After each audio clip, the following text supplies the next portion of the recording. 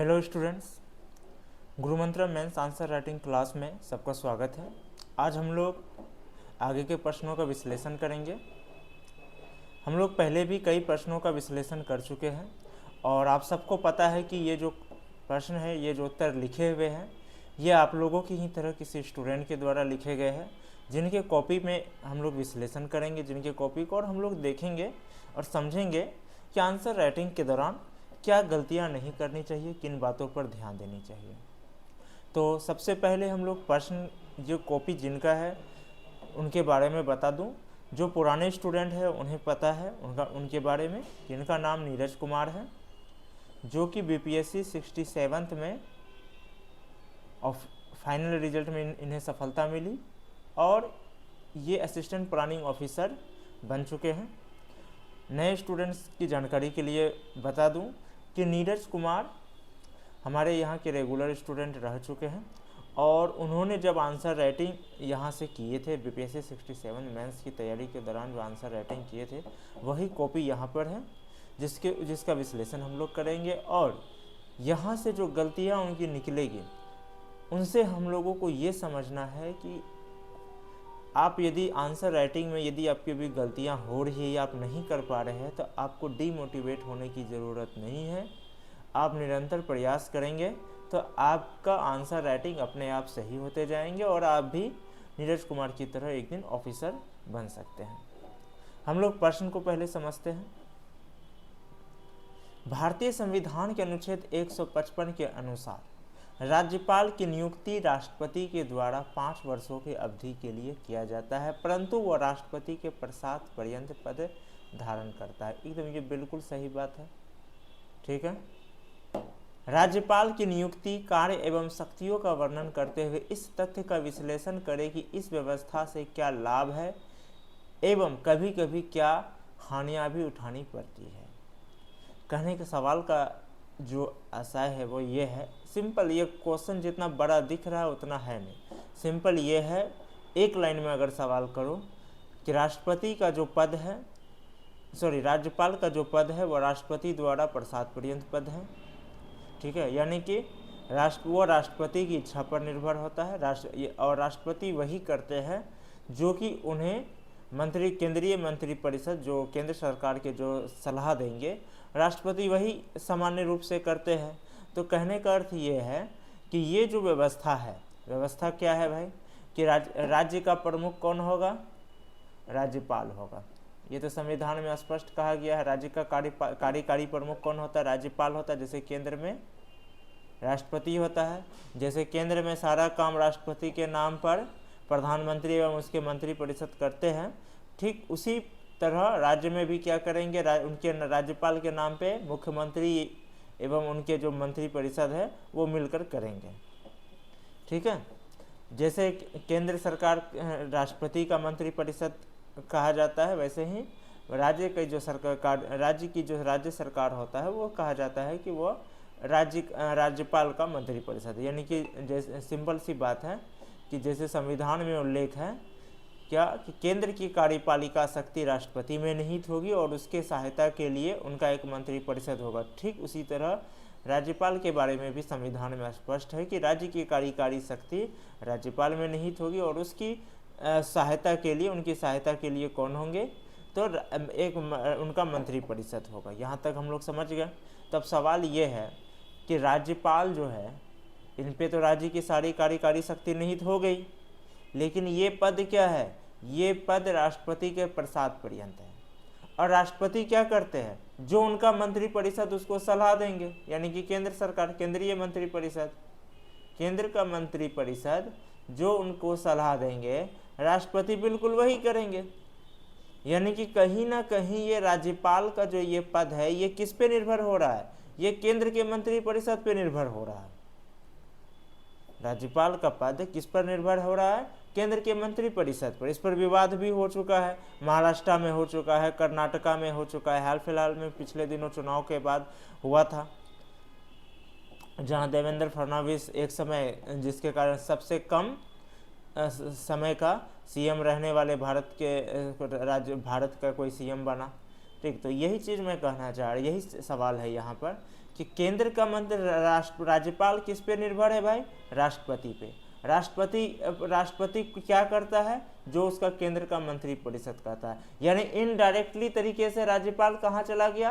केंद्र के मंत्रिपरिषद के अंडर में ये जा सकता है। डायरेक्टली नहीं, लेकिन इनडायरेक्टली तरीके से ये जा सकता है। तो सवाल यही है कि इस हिसाब से तब राष्ट्रपति, इसमें सवाल यही कि राज्यपाल का जो नियुक्ति कार्य एवं शक्ति का वर्णन कर दिए।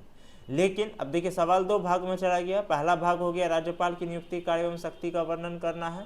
अब ये वाला भाग में फिर सवाल चला गया कि जो कौन सा वाला भाग, कि राज्यपाल का जो नियुक्ति होता है 5 वर्षों के लिए होता है, लेकिन राष्ट्रपति के प्रसाद पर्यंत। ये देखिए, ये प्रसाद पर्यंत इस सवाल का में बहुत महत्वपूर्ण स्थान रख रहा है। इस सवाल में ये जो प्रसाद पर्यंत शब्द है, ये बहुत महत्वपूर्ण स्थान रख रहा है। तो सवाल फिर कहाँ चला गया? सवाल फिर यहाँ से देखिए, पहला भाग यहाँ तक रह गया, सवाल का पहला भाग यहाँ तक रह गया, ठीक है। अब दूसरा भाग जो है कि इस तथ्य का विश्लेषण करिए, जो इस व्यवस्था, तो कौन सी व्यवस्था? तो यहाँ व्यवस्था की बात कर रहा है, ये वाला व्यवस्था, कि राष्ट्रपाल क्या हो रहा है? राष्ट्रपति के प्रसाद पर्यंत पद पे धारण कर रहा है, और राष्ट्रपति वही करेगा जो उसको केंद्र सरकार सलाह देगी। यानी कहीं ना कहीं राज्य का राज्यपाल वो किस पे चला गया? केंद्र के अंदर चला गया, केंद्र सरकार के अंदर इनडायरेक्टली तरीके से जा सकता है, चला नहीं है लेकिन जा सकता है। तो सवाल यहाँ यही था कि इस व्यवस्था का क्या करना है, विश्लेषण करना है कि इससे लाभ क्या है और कभी कभी क्या हानियाँ उठानी पड़ सकती है। सवाल समझ चुके हैं? सवाल दिख रहा है कि यहाँ से थोड़ा उलझा हुआ सवाल है। जैसे यहाँ से यहाँ तक देखा जाए तो कोई सवाल नज़र नहीं आ रहा है, यहाँ से यहाँ तक ऐसा लग रहा है कि जैसे इन्फॉर्मेशन है, लेकिन यहाँ आने के बाद पता चल रहा है कि नहीं, इसमें भी सवाल का दूसरा भाग छुपा हुआ है। अब हम लोग चलते हैं भारतीय संविधान के अनुसार। इनका उत्तर देखते हैं नीरज जी का, जो कि अभी असिस्टेंट प्लानिंग ऑफिसर बन चुके हैं। भारतीय संविधान के अनुसार राज्य स्तर पर राज्यपाल संवैधानिक प्रधान होता है, ठीक है, बिल्कुल सही बात है, जो कार्यपालिका की समस्त शक्तियों का धारण करता है। राज्य का प्रमुख होने के साथ साथ वह केंद्र सरकार के प्रतिनिधि के रूप में केंद्र और राज्य के बीच संयोजक कड़ी के रूप में कार्य करता है, ये भी सही है। राज्य के समस्त कार्य राज्यपाल के नाम से ही संचालित होता है। ये कहा जा सकता है कि राज्य में राज्यपाल की संवैधानिक स्थिति केंद्र में राष्ट्रपति के तुल्य होती है, बिल्कुल सही है, कहा जा सकता है। देखिए, ये जा सकता है कि बहुत मायने रख रहा है। अगर यहीं पर ये लिखते हैं, अतः इस प्रकार राज्यपाल की संवैधानिक स्थिति केंद्र में राष्ट्रपति के तुल्य होती, तो ये गलत हो जाता, ठीक है। यहाँ पे कहा जा सकता है या फिर ऐसा समझा जा सकता है, ऐसा प्रतीत होता है, ठीक है, प्रतीत होता है, ये रॉन्ग हो जाएगा क्योंकि जो है सब कुछ स्पष्ट है, ठीक है। तो कहा जा सकता है या देखा जा सकता है, ठीक, या समझा जा सकता है। अब यहीं पे सीधा लिख देता, अतः इससे स्पष्ट होता है, या इसे अतः इस प्रकार राज्य में राज्यपाल की संवैधानिक स्थिति केंद्र में राष्ट्रपति के तुल्य होती, ऐसे लिखते तो फिर ये लाइन इनका गलत हो जाता, तो ये लाइन इनका गलत हो जाता। तो ये सब तो बहुत मायने रखता। हम बार बार कहते हैं आंसर राइटिंग में सबसे बड़ा चीज़ होता है शब्दों का चयन, विशेषकर हिंदी मीडियम में। उसके बाद आपका भाषा शैली, आपका क्या भाषा शैली है, फिर आप किस प्रकार के पॉइंट्स दे रहे हैं। बार बार कह रहा हूँ, मेंस के एग्ज़ाम में जो भी स्टूडेंट बैठेंगे आपके साथ, सबके पास नॉलेज होता है, ठीक है। तो आप क्या पॉइंट दिए और इन सब का क्या प्रस्तुतिकरण किए। प्रस्तुतिकरण बहुत महत्वपूर्ण रखता है आपको आंसर राइटिंग में मार्क्स उठाने के लिए। ये सब मायने, इन सब के बाद तब क्या होता है, एक परफेक्ट आंसर राइटिंग बनता है। तो यहाँ पर ये सब चीज़ों को ध्यान देना जरूरी है। अब आते हैं, देखते हैं, ये पहला लिखा है क्या, राज्यपाल की नियुक्ति, ठीक है। भारतीय संविधान के अनुच्छेद 155 के अनुसार, यहाँ एक चीज़ को ध्यान रखिए, यहाँ पर ये अंडरलाइन किए हैं। जो लोग पूरा पहले के वीडियो देख चुके हैं इनके कॉपी का, आपको याद होगा कि पहले 2 क्वेश्चन में ये अंडरलाइन नहीं किए थे, क्लास में टोका गया, अभी अंडरलाइन कर रहे थे। यही चीज़ कह रहा हूँ कि आंसर राइटिंग यदि आपका नहीं हो रहा है, आपसे नहीं कर पा रहे हैं, इसका मतलब ये नहीं है कि आपको कोई घबराने की ज़रूरत है या डीमोटिवेट होने की। आपको सही रणनीति के साथ सही गाइडेंस में करना है। उसके बाद आंसर राइटिंग आपको कुछ नहीं लगेगा, बहुत ही ईजी लगेगा, लेकिन तरीके से करना होगा। भारतीय संविधान के अनुच्छेद 155 के अनुसार राज्यपाल की नियुक्ति राष्ट्रपति द्वारा प्रधानमंत्री के सलाह पर की जाती है। देखिए, वही बात जो मैं पहले बोल चुका हूँ, हाँ वही आ रहा है। इनका कार्यकाल 5 वर्ष का होता है, ठीक है। ये 5 वर्ष के लिए किया, देखिए यही फिर मिस हो गया, फिर यह मिस हो गया। 5 वर्ष के लिए किया जाता है, फिक्स नहीं है, चाहे तो उससे पहले भी हटा सकते हैं राष्ट्रपति या ट्रांसफर कर सकते हैं, ये फिक्स नहीं है। तो यहाँ पर लिखना था इनका कार्यकाल समान, इनकी नियुक्ति सामान्य रूप से 5 वर्ष के लिए किया जाता है। होता है का मतलब वो होगा ही होगा, अब वो 5 वर्ष से पहले वो नहीं हटेगा, ठीक है। जैसे 5 वर्ष के लिए कौन होते हैं, राष्ट्रपति होते हैं, वो 5 वर्ष के लिए फिक्स है, जब तक उस पर महाभियोग नहीं लगेगा वो नहीं हटेगा। महाभियोग फिर पारित होगा तब, लगने से नहीं है, पारित भी होना चाहिए, जो आज तक हुआ नहीं है किसी भी, ठीक है। तो इसी वजह से शब्दों का यही होता है, शब्दों का ध्यान देना। ये शब्द, यही शब्द क्या होता है, आपका मार्क्स काटता है। और लास्ट में क्या कहा जाता है, कंप्लेन क्या होता है कि आयोग हिंदी मीडियम वालों के साथ भेदभाव करती है, ऐसा कुछ नहीं है। इस पद पर इस पद पर नियुक्ति योग्य वही होते हैं जो भारत के नागरिक हो, 35 वर्ष की आयु पर कर चुके हो, किसी पद के लाभ पर ना हो तथा विधानसभा में योग्यता रखता हो, ठीक है। देखिए इसको ना अगर ये पैराग्राफ में बना लेते तो अच्छा, जैसे इस पद पर नियुक्ति योग्य होने के लिए, इस पद के लिए आवश्यक योग्यता, ठीक है। उसके बाद वो पॉइंट बाय पॉइंट देते, 35 वर्ष हो, लाभ के पद पर ना हो, तो वो ज़्यादा बेटर रहते, ठीक है। या एक चार्ट बना करके दे देते, जैसे नियुक्ति के लिए योग्यता दे देते, लिख देते नियुक्ति के लिए योग्यता लिखे, ऐसे लिखे। अब इसको चार्ट बना दिए, यहाँ पर 35 वर्ष, फिर यहाँ पे पहला भारत का नागरिक, स्टेप बाय स्टेप, दूसरा 35 वर्ष, ठीक है, तीसरा लाभ के पद पर ना हो, विधानसभा सदस्यता। तो इस तरह से क्या होता है कि वो दिखने में ज़्यादा अच्छा लगता है, और यहाँ पर क्या होता है, मार्क्स उठाते हैं, ये ज़्यादा जरूरी है। उसके बाद फिर पैराग्राफ चेंज करते हैं। 1967 तक व्यवहार में राज्यपाल की नियुक्ति से पूर्व उस राज्य के मुख्यमंत्री से विचार विमर्श किया जाता था, व्यवहार के लिए, कोई संविधान में प्रावधान नहीं है, सिर्फ व्यवहार के लिए। राज्यपाल के बारे में जिसको विशेष जानकारी चाहिए, जो हमारा एप्लीकेशन है, जो हम लोगों का एप्लीकेशन है गुरुमंत्रा.online हमारे इंस्टीट्यूट का, इसके लाइब्रेरी में जाइएगा, ठीक है। और वहाँ आपको राज्यपाल का संपूर्ण नोट्स मिलेगा, करीब 39 पेज का नोट्स है, इसमें संपूर्ण आपको पीटी मेंस सबके लिए परफेक्ट नोट्स मिलेंगे। राज्यपाल की नियुक्ति से पूर्व किया जाता था, परंतु के पश्चात राजनीतिक परिदृश्य में बदलाव होने के कारण इस व्यवहारिक प्रथा को समाप्त कर दिया गया, ठीक है। उसके बाद क्या, देखिए पहले क्या होती थी कि राज्य और केंद्र में एक ही पार्टी की सरकार थी, ठीक है। तो उसके बाद एक ही पार्टी की, तो सब तो मिलके ही काम करना है, कोई बात नहीं। लेकिन जब बाद में क्या हुआ, 67 के बाद करीब 7 से 8 राज्य ऐसे हुए जहाँ की कांग्रेस की सरकार ना बन के वामपंथ एवं अलग दलों की बनी, तो उसके बाद क्या हुआ, विवाद शुरू हुआ, जिसके बाद ही सरकारीय आयोग का गठन हुआ। यही विवाद के कारण सरकारीय आयोग का गठन हुआ, नोट्स में आपको ये भी मिल जाएंगे। तो कहने का अर्थ क्या है कि इसके बाद से ही ये प्रथा धीरे धीरे समाप्त हो गया, ठीक है। और एक प्रथा और है व्यवहारिक रूप से कि यदि कोई किसी राज्य का निवासी है तो उसको उस राज्य का राज्यपाल नहीं बनाया जाता, ये व्यवहारिक है, संविधान में इसका कहीं वर्णन नहीं है, सिर्फ व्यवहारिक तौर पर ऐसा इसलिए किया जाता है कि वो उस राज्य का है, पॉलिटिशियन हुआ तो उस राज्य से वह साठगांठ कर सकता है, इस वजह से। अनुच्छेद 1953 में 1956 ईस्वी में किए गए संशोधन के अनुसार एक ही व्यक्ति को 2 या 2 से अधिक राज्य के राज्यपाल नियुक्ति किया जा सकता भी, होता भी है ज़रूरत पड़ने पर, ठीक है। अब आते हैं शक्ति के बाद ये कार्य लिखे हैं। कार्य को जैसे ये चार्ट में बांट दिए हैं, बिल्कुल सही किए हैं, ऐसे चार्ट में बांटना चाहिए, यही चीज़ हम वहाँ भी कह रहे थे, नियुक्ति में भी। कार्य सबसे पहला, फिर है विधायी कार्य, ठीक है।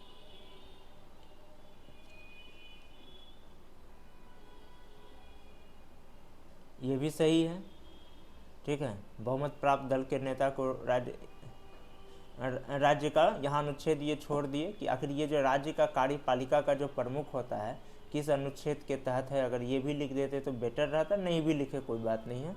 उसके बाद विधायी कार्य,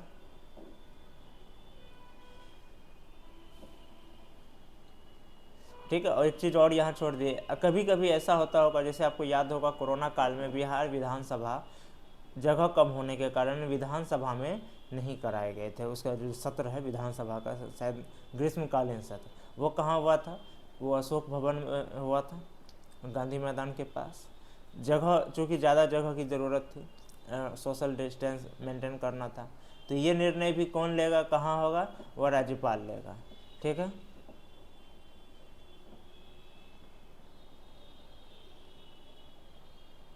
उसके बाद ये कार्य के बाद ये शक्तियाँ में आए हैं। ठीक है।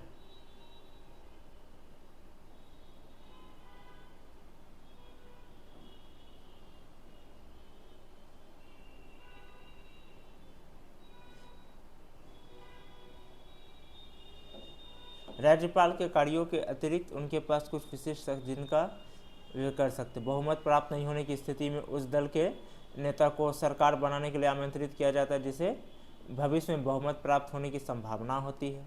2 सदन वाले राज्य में संयुक्त बैठक बुलाना। ठीक है।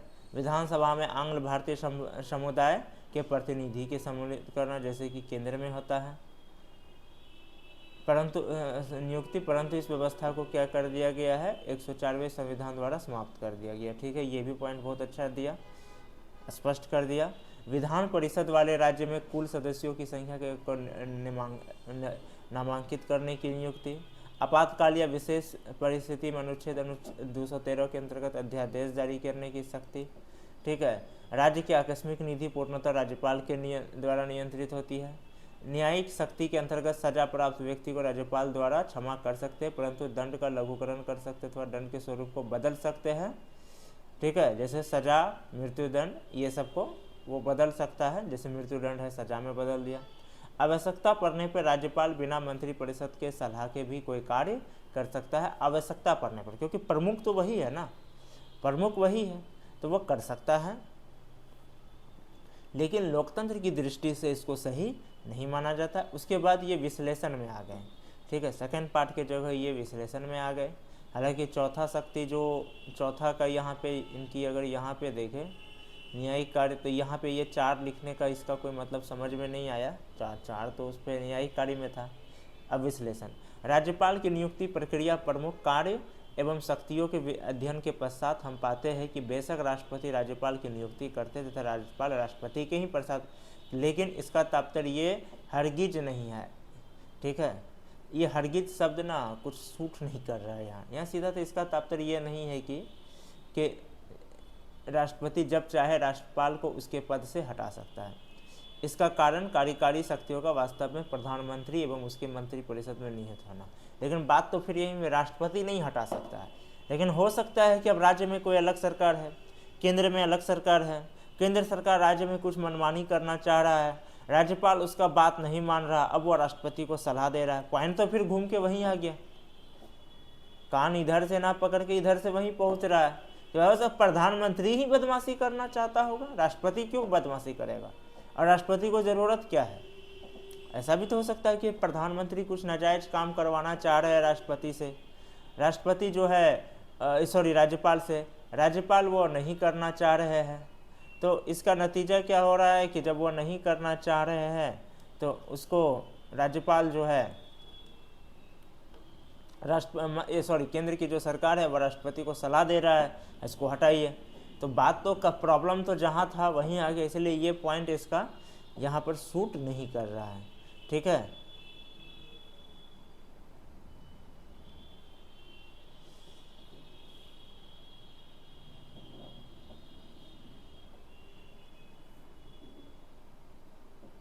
देखिए यहाँ पर इसका लाभ क्या है यह स्पष्ट नहीं कर रहे। इस व्यवस्था का लाभ ये है कि जो भारत की एकता, अखंडता, भारत की यह कह सकते हैं कि प्रभु सत्ता पर समस्या नहीं होती। प्रभु सत्ता पर क्या समस्या नहीं होती है समझे। अब जैसे बिहार में राज्यपाल है, वो केंद्र के प्रतिनिधि के तौर पे है, केंद्र सरकार राज्यपाल के राष्ट्रपति के वो प्रतिनिधि के तौर पे यहाँ पर है। और चूँकि मान के चलिए ऐसा अगर हुआ कि बिहार सरकार कुछ बदमाशी कर रहा है या कोई ऐसा एक्ट बना रहा है जो डेमोक्रेसी के खिलाफ है, या फिर जो केंद्र सरकार की नीतियों के खिलाफ है, संविधान के खिलाफ है, या फिर आपको भारत की प्रभुसत्ता के खिलाफ है, भारत की प्रभुसत्ता के खिलाफ है। अब वो एक्ट कब तक नहीं बनेगा? जब तक कि राज्यपाल साइन नहीं करेगा। और राज्यपाल किसके अंडर में है? राष्ट्रपति के अंडर में है। ठीक है, अगर अब राज्यपाल राष्ट्रपति का बात नहीं मान रहा तो राष्ट्रपति क्या कर सकते हैं? उसको हटा सकते हैं पद से, या फिर उसका हस्तांतरण कर, जो भी हो गया हस्तांतरण करे या हटा दे, जो भी है वो उनका मैटर है। तो लाभ ये है कि देश की एकता और अखंडता को ये क्या हो रहा है? देश की एकता, अखंडता, प्रभुसत्ता जो होता है वो सुनिश्चित हो रहा है। यानी कि चूंकि हमारे यहाँ दो राजनीतिक व्यवस्था है, एक केंद्र की सरकार, राज्य की सरकार। ठीक है, दो है, केंद्र की सरकार अलग होगा, राज्य की सरकार अलग होगा। संविधान में दोनों को अपना शक्ति बांट दिया गया है 7वीं अनुसूची पर, यह ध्यान देने की जरूरत है। 7वीं अनुसूची पर दोनों की शक्तियां बांट दिया गया है। अब पॉइंट ये है, राज्य सरकार बदमाशी कर रहा है। राज्य सरकार बदमाशी कर रहा है, वो कोई ऐसा एक्ट ला रहा है या कुछ ऐसा कर रहा है जो भारत की प्रभुसत्ता के लिए या भारत के लिए लोकतंत्र के हितों में सही नहीं है। तो यहाँ पे राज्यपाल चूंकि राष्ट्रपति के थ्रू है तो वह एक्शन ले सकता है। और राष्ट्रपति के प्रतिनिधि के तौर पे यहाँ केंद्र के सरकार का प्रतिनिधि के तौर पे राज्य में है, तो वो केंद्र सरकार को रिपोर्ट देगा, वो राष्ट्रपति को रिपोर्ट भेजेगा, केंद्र सरकार को रिपोर्ट भेज देगा। इससे क्या होगा? केंद्र सरकार समय रहते एक्शन ले सकती है, तो देश की प्रभुसत्ता, एकता, अखंडता बची रहेगी। ये एक ज़रूरी है। अब इसमें ये एक फ़ायदा रहा। ठीक है, अब दूसरा क्या दिक्कत है? अब इसमें दिक्कत भी हो जाती है। दूसरा, ये केंद्र और राज्य के बीच में एक कड़ी बनाने का काम करती है। राज्य की भी कोई समस्या है, मान के चलिए 2 पार्टी की सरकार है, केंद्र में अलग सरकार है, राज्य में अलग सरकार है, और दोनों में 36 का आंकड़ा है। हालांकि ये लोकतंत्र के हितों के लिए होना नहीं चाहिए। अब जब सरकार में आ गए तब पार्टी तो पीछे छूट गई, लेकिन फिर भी नहीं हो रहा है। ठीक है, कोई एक बदमाश है, या तो राज्य वाला बदमाश है या केंद्र वाला बदमाश। तो ऐसी स्थिति में क्या होगा? राज्यपाल वहाँ पे एक सेतु का काम कर सकते हैं। एक और फायदा है, कुछ और फायदे होंगे, आप लोग भी सोचेंगे मिल जाएंगे। अब सवाल है कि नुकसान क्या है? तो नुकसान फिर वही है कि चूंकि राज्यपाल किस पे डिपेंड है? राष्ट्रपति। राष्ट्रपति किसके सलाह पे काम कर रहा है? केंद्र सरकार। तो हो सकता है कि केंद्र सरकार उससे अहित काम करवाना चाहे, क्योंकि वो उसके अंदर में है, तो उससे वो कुछ ऐसा काम कराना चाहे जो कि नियम के खिलाफ हो या जो व्यवहारिक रूप से सही नहीं। ये हानियाँ उठानी पड़ती है, ये देखा गया है, कई बार देखा गया। आज़ादी के बाद ये कई बार ऐसा देखा गया है। हाल फिलहाल में यदि बात करें तो कर्नाटक और महाराष्ट्र में इसका एग्जाम्पल देखा गया था। ठीक है, तो ये हानियाँ उठानी पड़ती है। और ऐसा नहीं कि ये सिर्फ हाल फिलहाल में हुआ, ये आज़ादी के बाद से ही, विशेषकर जब 67 से ही जब कुछ राज्य जहाँ की अलग पार्टी के सरकार बने, केंद्र की सरकार केंद्र में जिस पार्टी के सरकार नहीं थे उसके विपरीत बने। ठीक है, उसके बाद से ही यह राज्यपाल वाला विवाद शुरू हुआ है, जो आज भी कायम है। इसके लिए सरकारी आयोग भी बना, बहुत सारे आयोग बने, लेकिन कोई फ़ायदा नहीं है। ठीक है, विवाद जहाँ खड़ा करना होता है राजनेता लोग कर ही लेते हैं, उसको कोई नहीं रोक सकते। तो यहाँ पर ये थोड़ा सा मिस कर गए। सेकंड वाला विश्लेषण में जो ये विश्लेषण किए, ये मिस कर गए। ठीक है, यहाँ पर ये जो दे रहे हैं कि नहीं, वो राष्ट्रपति, केंद्र के हाथ में, राष्ट्रपति खुद नहीं कर सकते क्योंकि वो केंद्र सरकार के इसमें के सलाह से करेंगे, तो भाई केंद्र ही बदमाशी करेगा तो क्या होगा? तो ये तो नुकसान वाला पक्ष है। जो वो लिखे है वो नुकसान वाला पक्ष है, वो हानि वाला पक्ष है, जिसको वो लाभ बनाना चाहे। केंद्र सरकार भी बदमाशी तो कर सकती है। तो इनका उत्तर देखा जाए तो पहला पक्ष बेहतर रहा, दूसरा पक्ष में थोड़ा सा ये मिस कर गए। एक पॉइंट जो कि नुकसान में देना था वो फायदे में दे दिए, हानियाँ में की जगह वो लाभ में दे दिए, तो एक मिस रहा। फिर भी इनका शब्दों का चयन भी अच्छा रहा, भाषा शैली भी अच्छा है, सब कुछ सही है। तो इनको यदि मुझे मार्क्स दिया जाने को मिले तो इसमें हम 5.5 तक देंगे। हालांकि लास्ट में इसका एक पॉइंट थोड़ा मिस हो रहा है विश्लेषण में, लेकिन इनको और पॉइंट्स को ध्यान में दिया जाए, और पॉइंट्स में ध्यान दिया जाए तो उसको थोड़ा सा इग्नोर किया जा सकता है। मेरे विचार से मैं इसको मार्क्स दूँ तो 5.5 नंबर तक इनको 10 में दूंगा। ठीक है, और अब मैं कितनों भी मार्क्स दूँ कोई फ़र्क नहीं पड़ता है, जिनका सिलेक्शन हो चुका है। लेकिन इनके कॉपी चेक करने का सिर्फ इतना, हमारा जो इनका कॉपी का जो विश्लेषण किया जा रहा है आप लोगों के समक्ष, सिर्फ एक ही उद्देश्य है मेरा कि आप लोग ये समझ सके कि जिनका रिजल्ट हो चुका है उनकी वो भी जब आंसर राइटिंग प्रैक्टिस करते थे तो गलतियाँ होती थी। गलतियाँ होना कोई बुरी बात नहीं है, गलतियां होनी चाहिए स्टूडेंट से, तभी आप सीख सकेंगे। लेकिन आप गलतियों से सीख नहीं रहे हैं, ये बुरी बात। आप जैसे इनका जो पहला कॉपी विश्लेषण देखे, दूसरा कॉपी देखे, ये तीसरा कॉपी है, तो आप देख रहे होंगे, जो लोग पहले के भी कॉपी विश्लेषण कर चुके हैं इनका, तो वो देख रहे होंगे कि इनका हर कॉपी में अपडेट हो रहा है, यानी वो अपनी गलतियों को सुधार कर रहा है। जैसे कि पहला कॉपी में इन्होंने ये अंडरलाइन नहीं किया था, आज किए हैं, तो ये सुधार कर। इसलिए गलती होना कोई गलत बात नहीं है। अगर आप उससे गलतियां हो रही, आप स्टूडेंट है, कोई भी व्यक्ति जन्म से परफेक्ट नहीं होता, तो इसलिए वो आपकी कमी नहीं है। लेकिन आप अपनी गलतियों को सुधार नहीं रहे, उससे सीख नहीं रहे हैं, बार बार वो गलती कर रहे हैं, ये आपकी कमी है। यही वजह है कि हम लोग इनके कॉपी को विश्लेषण कर रहे हैं कि ताकि आप लोग ये समझ सके कि कोई भी व्यक्ति जन्म से परफेक्ट नहीं होता है। अगर आपका आंसर राइटिंग नहीं हो पा रहा तो आपको डीमोटिवेट होने की ज़रूरत नहीं है। आप प्रयास कीजिए, मेहनत कीजिए, सही रणनीति के साथ, सही गाइडेंस के साथ आपका आंसर राइटिंग भी सही होगा। और ये बेशक बीपीएससी 67 के स्टूडेंट थे, उनके लिए कॉपी लिखी, लेकिन ये केवल बीपीएससी के लिए जो समझाया गया वो केवल बीपीएससी के लिए नहीं। आप चाहे यूपीएससी हो, यूपीपीएससी हो, जेपीएससी हो, किसी भी आयोग के परीक्षा दे रहे तो सबके मुख्य परीक्षा के लिए ये लागू होते हैं। आज के क्लास के लिए यहीं पे समाप्त करते हैं आज का क्लास हम लोग। क्लास जुड़ने के लिए सभी को धन्यवाद।